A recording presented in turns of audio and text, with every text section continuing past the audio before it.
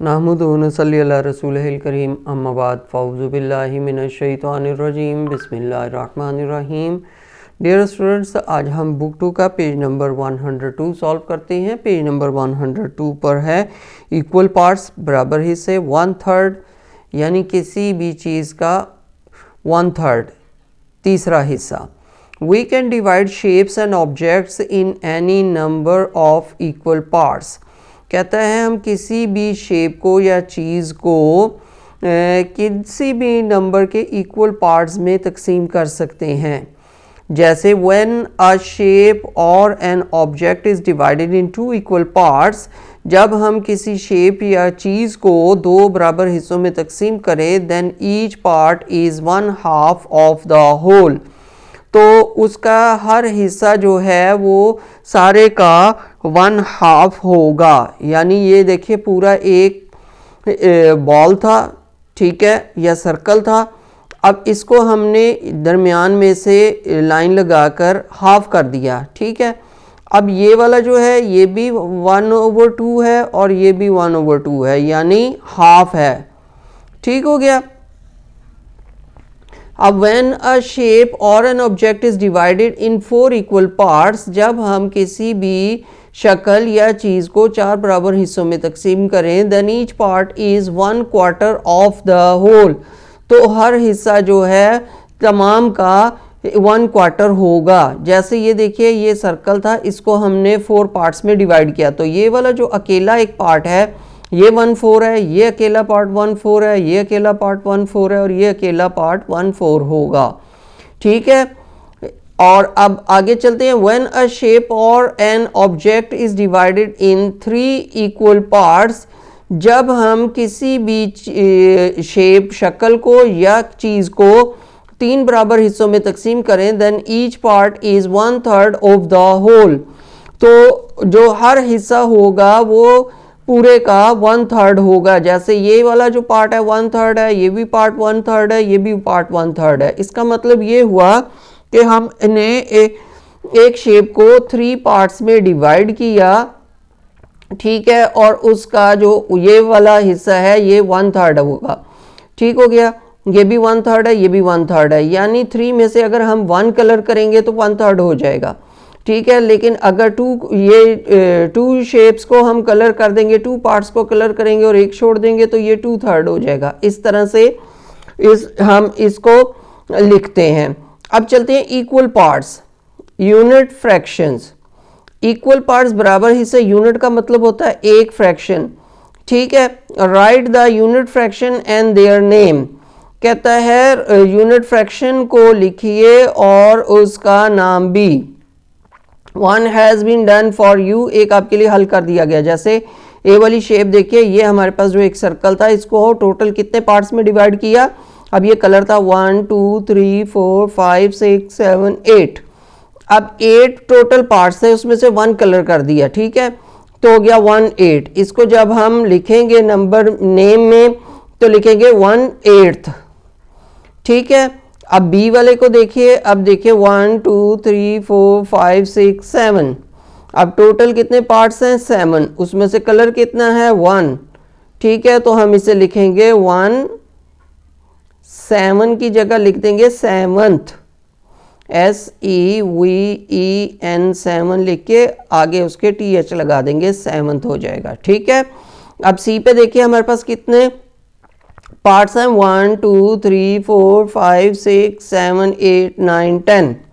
अब टोटल कितने पार्ट्स हैं 10, उसमें से कलर कितने हैं 1, तो ये बन जाएगा 1/10, ठीक है, 1/10 TENTH, ये बन गया 1/10। अब चलते हैं डी वाली शेप पे।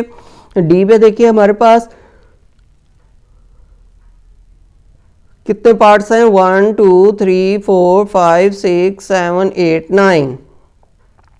अब टोटल पार्ट्स थे 9, उसमें से कलर कितना हुआ 1, तो यहाँ पे हम लिखेंगे 1/9 NINTH, ठीक है, ये आ गया 1/9। अब हम चलते हैं अपने नेक्स्ट पेज नंबर 103 की तरफ।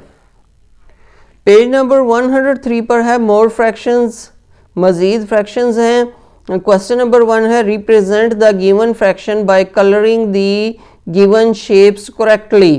कहता है जो फ्रैक्शंस दी गई हैं, ठीक है, उसके मुताबिक शेप्स को आपने कलर करना है सही तरीके से।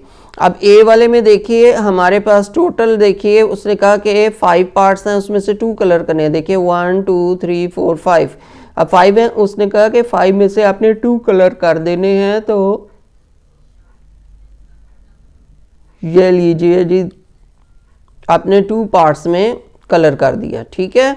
अब हम चलते हैं बी वाले फ्रैक्शन की तरफ। बी वाली फ्रैक्शन में हमें दिया हुआ है 4/6, यानी टोटल 6 पार्ट्स हैं, उसमें से हमने 4 कलर करने हैं। 1 2 3 4 5 6, ठीक है।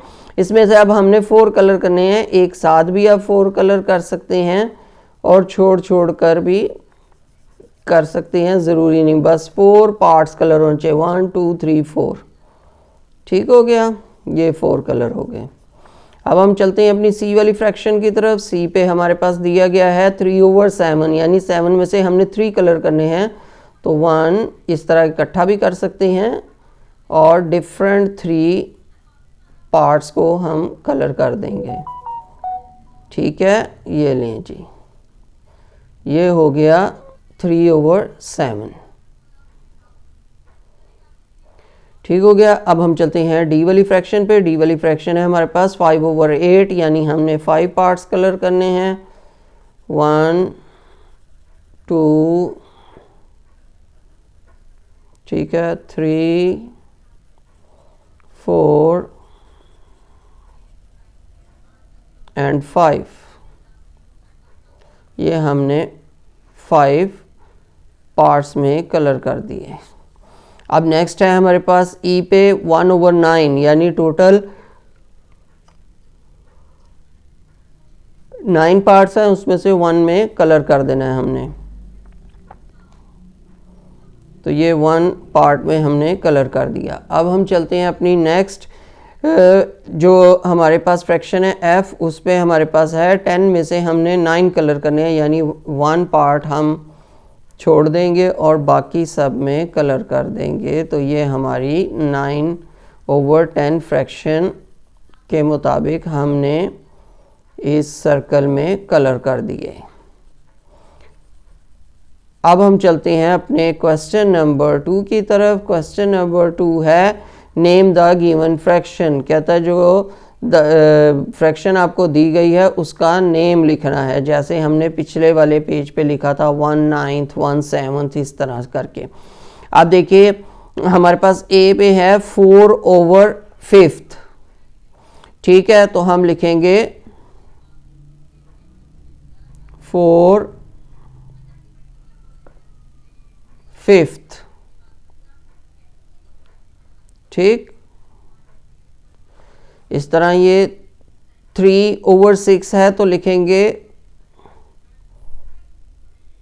3/6। सी पे देखिए हमारे पास है 5/7 हमारे पास दिया गया है, तो हम लिखेंगे 5/7।